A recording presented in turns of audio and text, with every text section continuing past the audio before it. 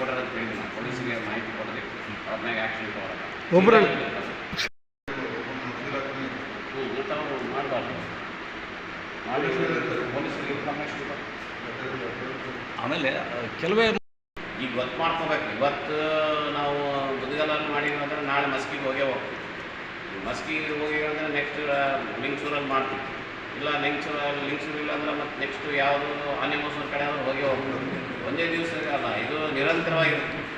ಈಗ ಏನಂದರೆ ಮೊದಲನೇದಾಗಿ ನಾವು ಎಲ್ಲಿ ಮಸ್ಕಿ ಏರಿಯಾದಲ್ಲಿ ಹೋಗಿದ್ವಿ, ಹೌದಾ ಇಲ್ಲ? ಮಸ್ಕಿ ಆದಮೇಲೆ ಲಿಂಗ್ಸೂರಲ್ಲಿ ಕೂಡ TH1 ಮಾಡಿದ್ದಾರೆ. ಇದು ಎಲ್ಲ ನಿರಂತರವಾಗಿ ನಡೀತದೆ. ಇವರು ಎಷ್ಟುವರೆಗೆ ಇರ್ತಾರೋ ಅಲ್ಲಿವರೆಗೆ ನಾವು ಅವ್ರಿಗೆ ಕ್ಲೋಸ್ ಮಾಡೋದೇ ನಮ್ಮ ಉದ್ದೇಶ. ಅಲ್ಲೆಲ್ಲ ಹೋಗಲಿಲ್ಲ. ಈಗ ಆಮೇಲೆ ಆ ಕೆಲವೊಂದು ಏನು ಇದು ಮಾಡಿ ಬಂದರು, ಸೀಜ್ ಮಾಡಿ ಬಂದರು, ಪುನಃ ಓಪನ್ ಆಗಿ. ಸೊ ಅದೇ ಹೇಳ್ದಲ್ಲ, ಈಗ ಅವರಿಗೆ ಸೂಚನೆ ಕೊಡೋದು ಮತ್ತೆ ಇವತ್ತು ಓಪನ್ ಮಾಡಿದ್ರೆ ನಮ್ಮ ಇಲಾಖೆಯಿಂದ ಸೀಲ್ ಹಾಕಿದರೆ ಅದು ಸೀಲ್ ಓಪನ್ ಮಾಡಿ ಅವ್ರು ಮತ್ತೆ ಪ್ರಾಕ್ಟೀಸ್ ಮಾಡ್ತಾಯಿದ್ರೆ ಅದನ್ನು ಅಪರಾಧ ಆಗುತ್ತೆ. ಪೊಲೀಸರಿಗೂ ನಾನು ಹೇಳಿದ್ದೀನಿ, ಮೊನ್ನೆ ಇವರಿಗೆ AC ಅವ್ರಿಗೂ ನಾನು ಹೇಳಿದ್ದೀನಿ, ಸರ್ ಆ ಥರ ಮಾಡಿದರೆ ಅವ್ರ ಮ್ಯಾಗ ತಮ್ಮ ಮ್ಯಾಜಿಸ್ಟ್ರೇಟ್ ಏನಿದೆ ದಂಡಾಧಿಕಾರಿಗಳಿದ್ದೀವಿ, ತಾವು ಅವ್ರ ಮ್ಯಾಗ ಆ್ಯಕ್ಷನ್ ತೊಗೊಳ್ಬೇಕು ಅಂತ ಹೇಳಿದ್ದೀನಿ.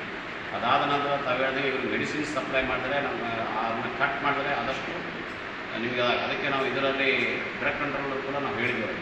ಡ್ರಗ್ ಕಂಟ್ರೋಲರ್ ಇವ್ರಿಗೆ ಎಲ್ಲೆಲ್ಲಿ ಸಪ್ಲೈ ಆಗ್ತದೆ ಮೆಡಿಸಿನ್ಸು ಅದನ್ನು ಸ್ಟಾಪ್ ಮಾಡಿದ್ರೆ ಆಟೋಮೆಟಿಕ್ಕಾಗಿ ಭಾಳಷ್ಟು ಜನ ಇದನ್ನು ಯಾವುದು ಪ್ರಾಕ್ಟೀಸ್ ಮಾಡೋದು ಕೂಡ ಕಡಿಮೆ ಆಗ್ತದೆ ಅಂತೇಳಿ ಕೊಟ್ಟಿದ್ದೀವಿ.